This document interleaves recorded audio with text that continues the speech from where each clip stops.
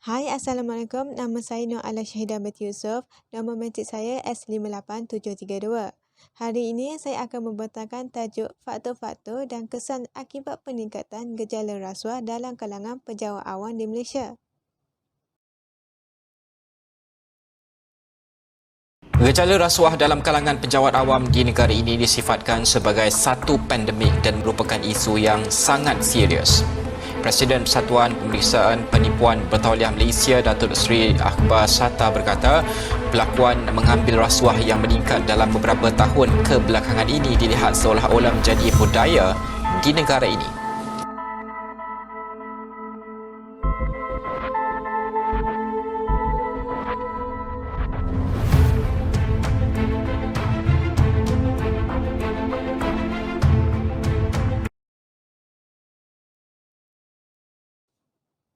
Pejabat awam merupakan golongan yang amat penting dalam menguruskan, menggerakkan dan menentukan hala tuju urusan kerajaan, institusi serta pembangunan negara ke arah yang lebih maju. Namun begitu, majoriti dalam kalangan pejabat awam telah menyumbang kepada peningkatan gejala rasuah dalam Malaysia berbanding sektor-sektor lain. Rasuah ditakdirkan sebagai penyalahgunaan kuasa yang telah diberi kepercayaan tetapi digunakan untuk kepentingan diri sendiri. Manakala menurut Suruhanjaya Pencegahan Rasuah Malaysia (SPRM), rasuah membawa masuk penerimaan atau pemberian suapan sebagai upah atau dorongan untuk seseorang individu kerana melakukan atau tidak melakukan sesuatu perbuatan yang berkaitan dengan tugas rasmi. Suapan tersebut terdiri daripada wang, hadiah, bonus, undi, perkhidmatan, jawatan, upah, diskaun dan lain-lain.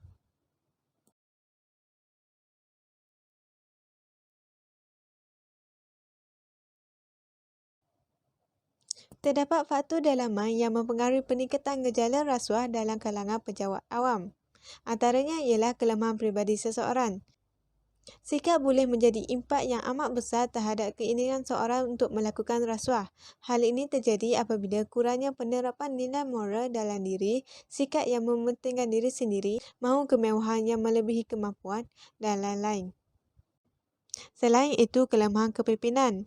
Hal ini terjadi apabila sesebuah organisasi yang masih mengamalkan budaya lama iaitu mewujudkan ruang organisasi yang bersifat negatif yang tidak mengamalkan nilai dan etika yang betul ketika bekerja. Kelemahan kepimpinan juga terjadi apabila pemimpin yang bersikap tidak jujur, tidak berprinsip serta pecah amanah. Seterusnya, perkara ini boleh menjejaskan dan merosakkan nilai integriti dalam diri seseorang pekerja mereka. Faktor dalaman yang terakhir ialah sikap yang mengabaikan nilai dan tuntutan agama. Pejabat awam yang tidak kukuh dan kuat pegangan agamanya akan lebih terdorong mengikut hawa nafsunya dan cepat terpengaruh akan upah atau faedah yang diberikan kepadanya demi mencapai tujuan dan kepentingan diri sendiri.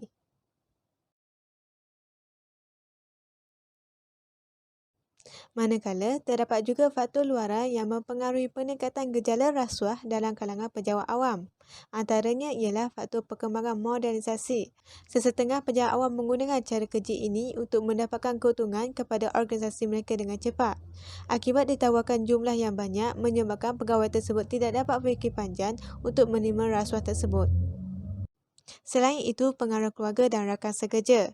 Pengaruh keluarga dapat dilihat dalam keadaan di mana terdapat kecenderungan untuk membantu ahli keluarga kerana kesepikan dan desakan hidup. Manakala pengaruh rakan sekerja berlaku kerana mudah terpengaruh dan terikut-ikut dengan aktiviti rakan sekerja yang pernah melakukan rasuah. Faktor luaran yang terakhir ialah kelemahan struktur organisasi. Kelemahan struktur organisasi seperti tiada pengawasan daripada sistem kamera keselamatan litar tertutup, CCTV dan pengawal keselamatan menyebabkan keadaan ini boleh membuka ruang untuk mereka mudah melakukan gejala rasuah tanpa disyaki.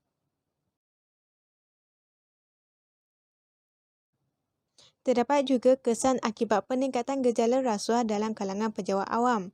Antaranya ialah pertumbuhan ekonomi dan sosial tak halan. Rasuah yang berleluasa akan menyebabkan kelemahan pembangunan dan institusi sebuah negara itu di mana akan memperlahankan pertumbuhan ekonomi, seterusnya sosial negara akan terbentuk. Kesan seterusnya ialah pentadbiran negara menjadi kucar-kacir.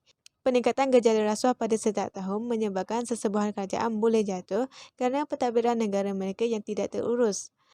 Kesan pelibatan rasuah boleh menyebabkan pentadbiran negara tidak stabil, tidak kukuh dan menjadi kuacar kaca. Sesungguhnya orang awam akan mencetuskan reformasi kerana terdapat pemimpin negara mereka mengamalkan gejala rasuah. Kesan yang terakhir ialah nama baik dan imej individu akan tercemar. Ini kerana nama mereka akan tercatat dalam sistem negara sebagai pelaku rasuah. Seterusnya menyebabkan mereka sukar untuk diterima kerja dalam perkhidmatan awam yang lain. Akibat daripada itu, kualiti kehidupan mereka akan terjejas sehingga boleh menjadi penganggur dan beban kepada negara.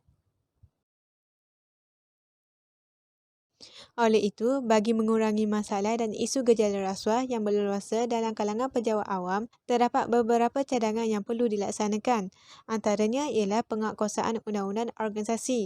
Setiap organisasi perlu memperkukuhkan pentadbiran dengan mewajibkan pejabat awam untuk mematuhi peraturan, polisi dan prosedur kerja. Seterusnya perlu menggalakkan pejabat awam itu menghayati etika dan tingkah laku yang betul. Melalui penguatkuasaan undang-undang dapat memberi kesedaran kepada pejabat awam bahawa gejala rasuah itu adalah bahaya dan merupakan masalah yang amat serius. Selain itu, dengan mempergiatkan kempen anti rasuah. Pihak kerajaan hendaklah melancarkan kempen-kempen anti rasuah seperti kempen gerakan memerangi pemberi rasuah, kempen katakan tidak pada rasuah, kempen rasuah membawa padah dan lain-lain lagi, agar ketulusan dan nilai integriti sentiasa tertanam dalam diri setiap pejabat awam, sekaligus mendidik mereka supaya menolak sebarang tawaran berbentuk rasuah daripada sesiapa sahaja. Cadangan yang terakhir ialah penerapan nilai-nilai murni sejak kecil. Ibu bapa amat berperanan dalam memupuk dan mendidik anak-anak sejak kecil. Ibu bapa seharusnya memastikan suasana dan keadaan keluarga dipupuk dan diamalkan dengan sosial budaya yang baik dan nilai-nilai positif. Kesimpulannya ialah keterlibatan pejabat awam dalam gejala rasuah adalah isu di tahap yang kritikal dan membimbangkan. Jika gejala rasuah tidak ditangani dengan segera, akan memberi peluang kepada timbulnya jenayah yang lain, seperti penggelapan wang, penyelewengan, cetakan wang palsu dan lain-lain. Oleh itu, semua orang mestilah berganding bahu dan sama-sama menghapuskan gejala rasuah demi agama, bangsa dan negara.